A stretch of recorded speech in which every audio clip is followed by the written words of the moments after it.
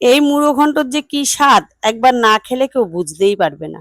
আমি প্রথমে মাছের মাথাটা ভালো করে কেটে ধুয়ে টুকরো টুকরো করে নিয়েছি, একটু ভাজতে সুবিধার জন্য একটু ছোট ছোট করে টুকরো টুকরো করে নিয়েছি, নিয়ে একটু নুন আর হলুদ মাখিয়ে রেখেছি।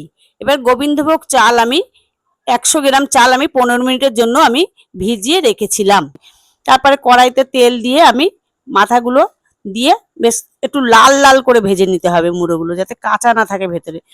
আর গ্যাসটা মাঝারিতে দিয়ে ভাজবেন, একেবারে জোরেও দেবেন না আর একেবারে আস্তেও করে দেবেন না, মাঝারিতে দিয়ে মাথাগুলো ভেজে নিতে হবে। এবার দেখুন মাথাগুলো আস্তে আস্তে উল্টিয়ে উল্টিয়ে বেশ এপিট ওপিট করে সুন্দর করে মচমচে করে ভেজে নিতে হবে। বিশ্বাস করুন এই রান্নাটা যে এত ভালো লাগে খেতে, মানে খুব ভালো লাগে খেতে, এর খুব টেস্ট।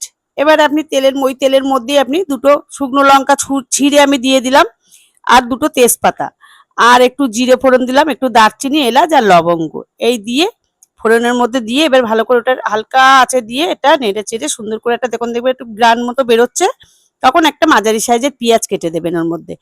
বেশ পেঁয়াজটা ভাজা ভাজা মতো হয়ে আসবে যখন, তখন ওর মধ্যে হাফ চামচ হলুদের গুঁড়ো, হাফ চামচ জিরের গুঁড়ো, হাফ চামচ আদার গুঁড়ো, আদাটা আমার গুঁড়ো করাই ছিল বাড়িতে, আমি পেস্ট করে রেখেছিলাম কাঁচা আদাই, ওটাকে ভালো করে শুকিয়ে রোদ্রে শুকিয়ে গুঁড়ো করে রেখেছিলাম। এরকম হাফ চামচ ধনের গুঁড়ো দিয়ে ভালো করে ভাজা ভাজা মতো হয়ে আসলে একটু লঙ্কার গুঁড়ো দেবেন, লঙ্কার গুঁড়োটা আপনারা আপনাদের মতো করে দেবেন। তারপরে আমি একটা মাঝারি সাইজের টমেটো কেটে দেবো। টমেটোটা বেশ আবারও মশলার সঙ্গে ভালো করে মিশিয়ে নিতে হবে, যাতে টমেটোর গন্ধটা চলে যায়, কাঁচা গন্ধটা। তারপরে আমি যে গোবিন্দভোগ চালটা যে ধুয়ে 15 মিনিটের জন্য ভিজিয়ে রেখেছিলাম, সেই চালটা আমি জল থেকে ছেঁকে তুলে নিয়ে আমি ওই মশলার সঙ্গে ভালো করে মাখাবো। বেশ মশলাটার সঙ্গে সুন্দর করে প্রায় 2 মিনিট মতো চালটা কিন্তু মশলার সঙ্গে ভেজে নিতে হবে।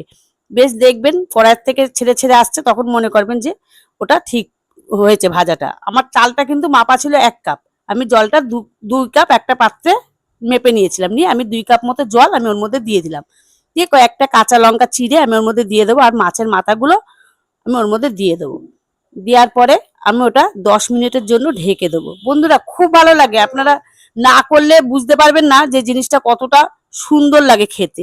আসলে বাড়িতে বানিয়ে দেখবেন, খুব ভালো লাগে।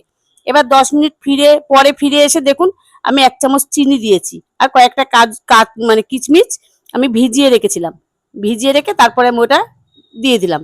দিয়ে এবারে আবারও 2 মিনিট কিন্তু ঢেকে রাখতে হবে। ঢেকে রাখার পরে 2 মিনিট পরে ওটাকে দেখুন জলটা কতটা সুন্দর টেনে গেছে, একদম ঝরঝরে হয়ে যাবে বন্ধুরা। আমি একটু জিরে ভেজে একটু গুঁড়ো করে নিয়েছিলাম, একটু জিরে ভাজার গন্ধটা তো সুন্দর লাগে, তাই একটু জিরে ভাজার গুঁড়ো আর একটু গরম মশলা দিয়ে আর 1 চামচ মতো ঘি দিয়ে ভালো করে নেড়ে দিয়ে এবার গ্যাসটা বন্ধ করে দিয়ে আপনারা 2 মিনিটের জন্য ঢেকে রেখে দেবেন। 2 মিনিট পরে আপনারা দেখুন আমি ঢেলছি, একটা পাত্রের মধ্যে ঢেলে নিয়েছি, দেখুন কতটা সুন্দর লাগবে, দেখতে যেমন সুন্দর খেতেও তেমন সুন্দর। বন্ধুরা আমার চ্যানেলটা যদি আপনাদের ভালো লাগে তাহলে একটা লাইক শেয়ার করে দেবেন, আপনারা ভালো থাকবেন।